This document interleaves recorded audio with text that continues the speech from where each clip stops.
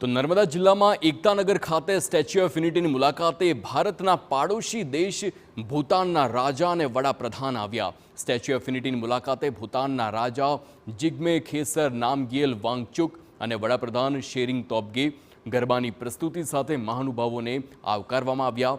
SOU પરિસરમાં આવેલા પ્રદર્શનોની મુલાકાત લઈ મહેમાનોએ ભારતની આ સ્વાતંત્ર્ય ગાથા અને લોહ પુરુષ સરદાર વલ્લભભાઈ પટેલના યોગદાન અંગે તલસ્પર્શી વિગતો મેળવી હતી।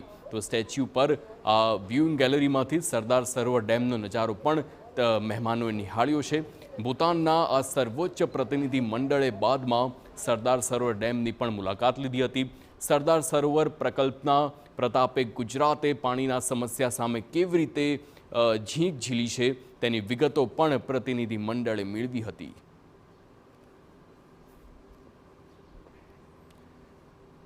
તો ભૂતાનના રાજા અને વડાપ્રધાન જ્યારે સરદાર સરોવર નર્મદા એસઓયુની મુલાકાત આવ્યા અને આ વ્યુઇંગ ગેલેરીના દ્રશ્યો છે જેમાંથી સીધો જ સરદાર સરોવર ડેમ જોવા મળે છે।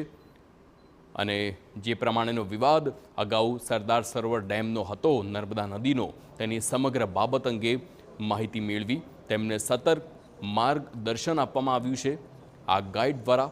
અને લોહ પુરુષ સરદાર વલ્લભભાઈ પટેલની આ પ્રતિમાની પણ તેમણે નિહાળી છે, દુનિયાની સૌથી ઊંચી પ્રતિમા।